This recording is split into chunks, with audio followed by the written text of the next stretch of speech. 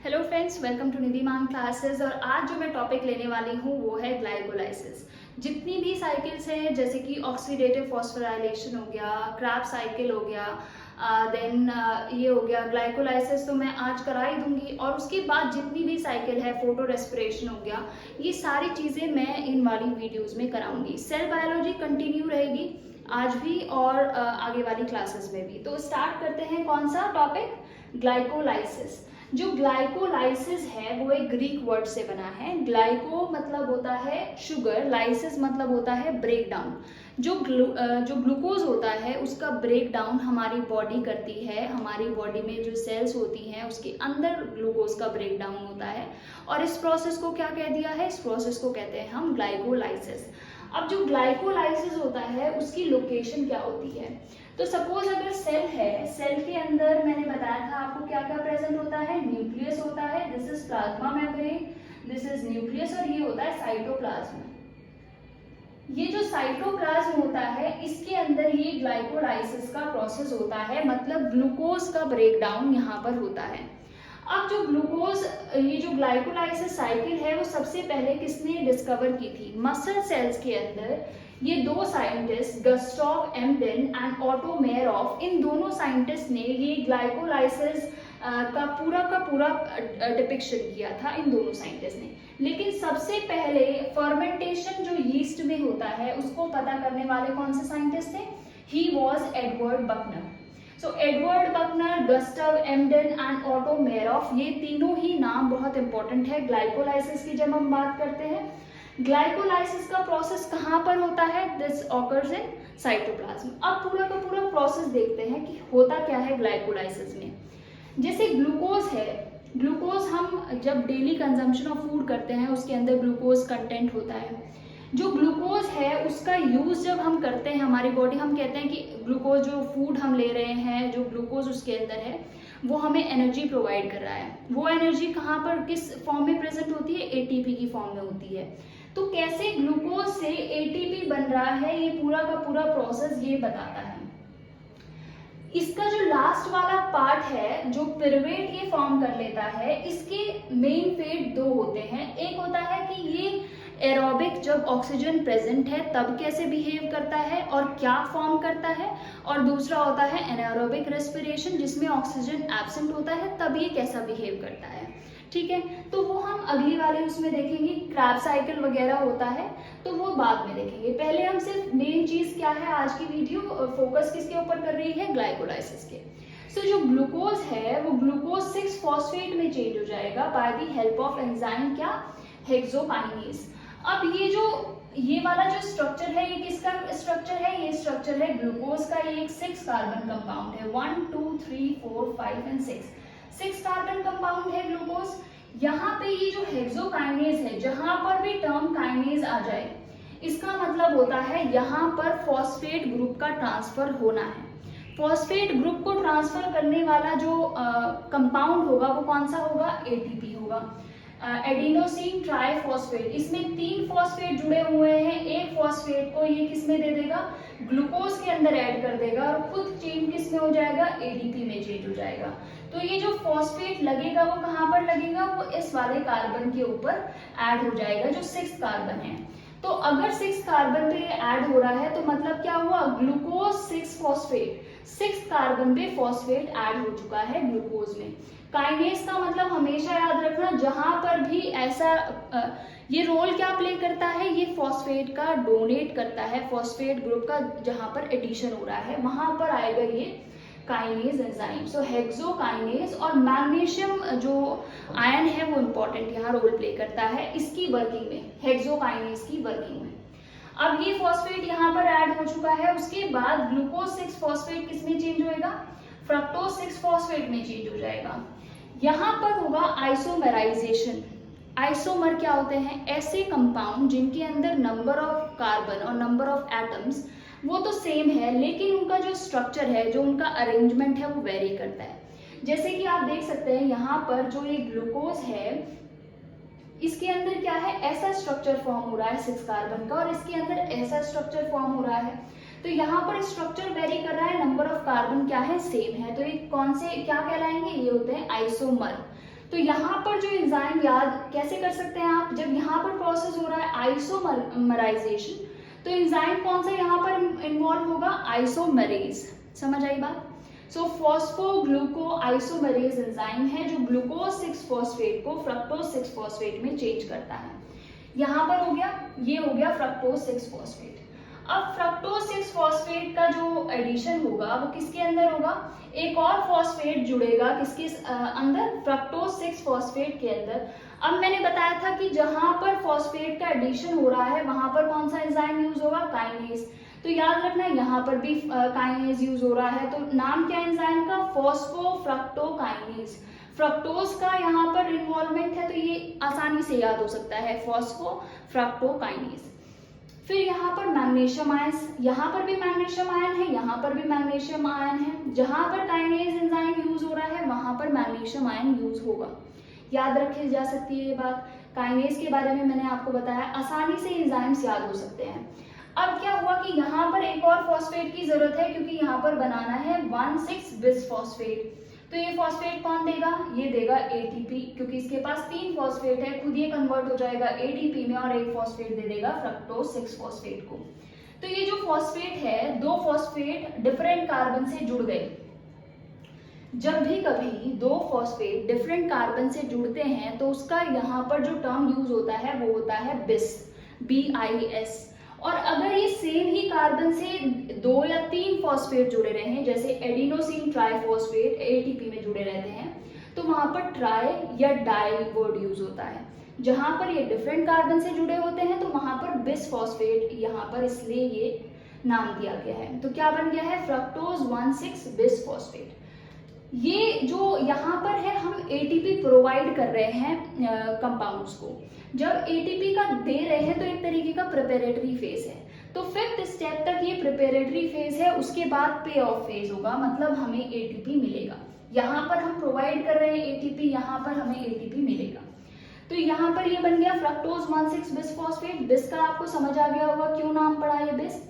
फिर उसके बाद आता है एल्डोलेज। जो एल्डोलेज एंजाइम है वो जिंक आयन को यूज करेगा, ये आपको याद करना पड़ेगा। अब क्या हुआ कि जो ये फ्रक्टोज 1,6-बिस-फॉस्फेट है वो किस में चेंज हो जाएगा, एक चेंज होगा ग्लिसरैल्डिहाइड 3 फॉस्फेट में और डाईहाइड्रोक्सी एसीटोन फॉस्फेट में। यहाँ पर एक चीज याद रखना कि ये जो फ्रक्टोज 1,6-फॉस्फेट है ये 2 चीजों में टूटेगा।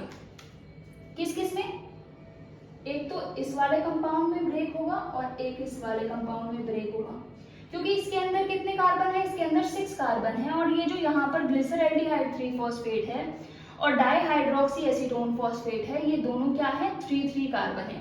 तो 6 कार्बन 3 कार्बन में ब्रेक हो जाएगा यहाँ पर, ठीक है। तो एक बना ग्लिसरैल्डिहाइड 3 फॉस्फेट, एक बना डाईहाइड्रोक्सी एसीटोन फॉस्फेट।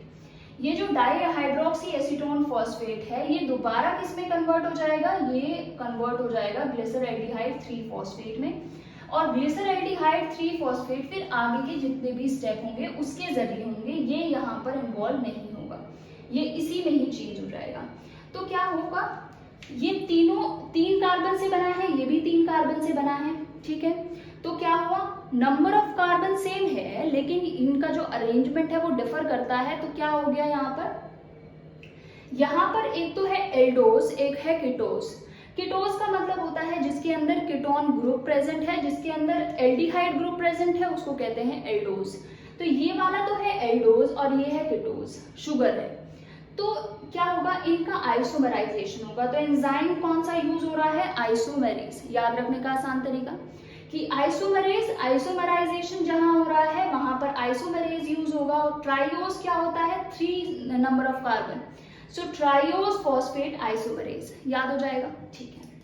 तो ये एक कंपाउंड बना, ये दूसरा कंपाउंड बना, ये इसमें ही चेंज हो जाएगा। जब यहाँ पर ऐसी वाली जो रिवर्सिबल रिएक्शन होती है, ये यहाँ पर रिवर्सिबल रिएक्शन, ये वाला इसको भी फॉर्म कर सकता है, ये वाला इसको भी फॉर्म कर सकता है। ये डिपेंड करता है कि वो क्या कंडीशन क्या है, एनवायरनमेंट क्या है सेल के अंदर, क्या इस वाले की जरूरत है सेल को या इस वाले की जरूरत है, क्या ग्लाइकोलाइसिस करने की जरूरत है सेल को या नहीं जरूरत है।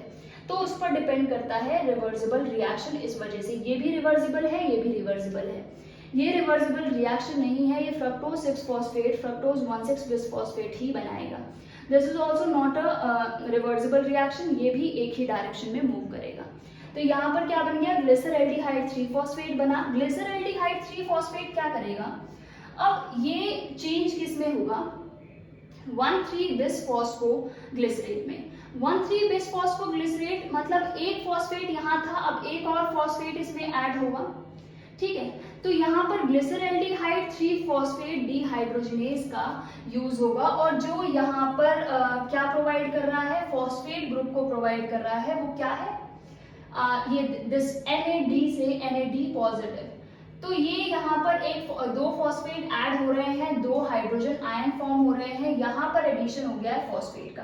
सो यहाँ पर जो है एडिशन किसका हो गया है, फॉस्फेट का। और ग्लिसरल्डिहाइड 3 फॉस्फेट से क्या बन गया है, 1,3 बिसफॉस्फोग्लिसरेट। अब यहाँ पर जो एक मॉलिक्यूल ये था, एक मॉलिक्यूल ये भी इसमें चेंज हो गया, तो यहाँ पर क्या हो गया, 2 ग्लिसरल्डिहाइड 3 फॉस्फेट मॉलिक्यूल हो गए। तो इस वजह से मैंने ये मेंशन किया है, सारे जो है 2-2 होंगे आगे जितने भी स्टेप होंगे। 1,3 बिसफॉस्फोग्लिसरेट, दोबारा बिस वर्ड आया। बिस का मतलब क्या होता है, जब एक जो फॉस्फेट है डिफरेंट कार्बन से जुड़ा है, ये एक फॉस्फेट इस कार्बन से जुड़ा है, ये इस ऑक्सीजन एटम से जुड़ा है, तो ये 2 डिफरेंट एटम से जुड़े हुए हैं, तो यहाँ पर हुआ 1,3 बिसफॉस्फोग्लिसरेट। अब ये जो 1,3 बिसफॉस्फोग्लिसरेट है वो 3 फॉस्फोग्लिसरेट में टूटेगा, तो एक फॉस्फेट इससे बाहर जा रहा है।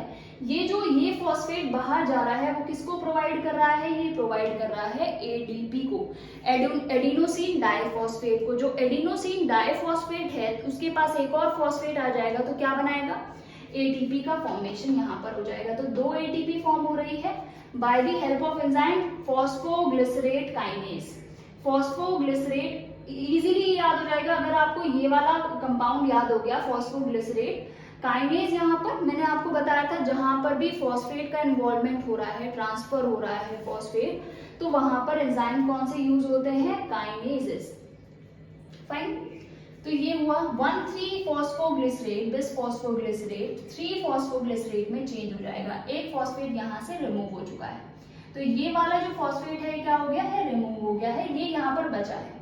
अब ये जो एंजाइम याद करने का बहुत आसान तरीका है, बिसफॉस्फोग्लिसरेट फॉस्फोग्लिसरेट काइनेज, क्योंकि यहाँ पर फॉस्फेट इन्वॉल्व है।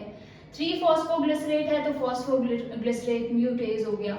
अब ये क्या होगा कि ये चेंज होगा 3 फॉस्फोग्लिसरेट 2 फॉस्फोग्लिसरेट में, मतलब जो फॉस्फेट इस वाले कार्बन पर प्रेजेंट है थर्ड वाले पे, अब ये कौन से पर चले जाएगा, सेकंड वाले कार्बन के ऊपर चला जाएगा, तो सेकंड वाले पे 2 फॉस्फोग्लिसरेट ये हो गया। अब ये जो 2 फॉस्फोग्लिसरेट है वो इनोलेज एंजाइम यूज करेगा, मैग्नीशियम और मैंगनीज आयन यहाँ पर रोल प्ले करते हैं। 2 वाटर के मॉलिक्यूल यहाँ से रिलीज हो जाएंगे और फॉर्म क्या करेंगे, 2 फॉस्फो मतलब 2 molecule phospho enol pyruvate. Fine,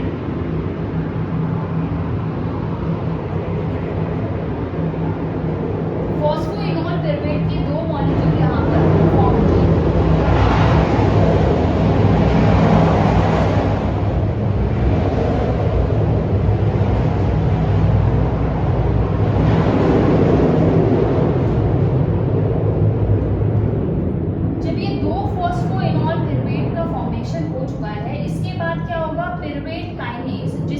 magnesium या जो पोटेशियम आयन है दोनों यूज होंगे, ठीक है। तो पिरुवेट काइनेज फॉस्फोइनॉल पिरुवेट जो है क्या होगा, 2 ATP यहाँ पर फॉस्फेट को ये डोनेट करेगा और डोनेट करने के बाद ATP में जाएंगे, 2 ATP फॉर्म होंगी और 2 मॉलिक्यूल पिरुवेट के यहाँ पर फॉर्म हो जाएंगे। तो एट द एंड ग्लाइकोलाइसिस का रिजल्ट क्या हुआ, ग्लूकोज का किस में चेंज हो रहा है, पिरुवेट में चेंज हो रहा है। यहाँ पर एक ATP यहाँ पर यूज हुई, एक ATP यहाँ पर यूज हुई, तो 2 ATP ही यूज हो रही है। लेकिन फॉर्मेशन कितनी ATP का हुआ, 2 मॉलिक्यूल ATP के यहाँ पर फॉर्म हुए हैं और 2 यहाँ पर फॉर्म हुए हैं। तो क्या कितने मॉलिक्यूल रिजल्टेंट कितना हुआ, 2 ATP फॉर्म होती है इस ग्लाइकोलाइसिस के प्रोसेस में, ठीक है। उसके बाद एक है 2 मॉलिक्यूल वाटर के रिलीज भी हो रहे हैं। तो ये पूरा का पूरा जो प्रोसेस है वो है ग्लाइकोलाइसिस। और उसके बाद जो ये पिरुवेट है ये डिपेंड करता है कि ऑक्सीजन है या ऑक्सीजन एब्सेंट है उसके ऊपर। अगर ऑक्सीजन प्रेजेंट है तो ये जाएगा सिट्रिक एसिड साइकिल में, ठीक है। इसका कंप्लीट ब्रेकडाउन इसका यहाँ पर हो जाएगा सिट्रिक एसिड साइकिल से पिरुवेट का, और बहुत large amount of energy release करेगा।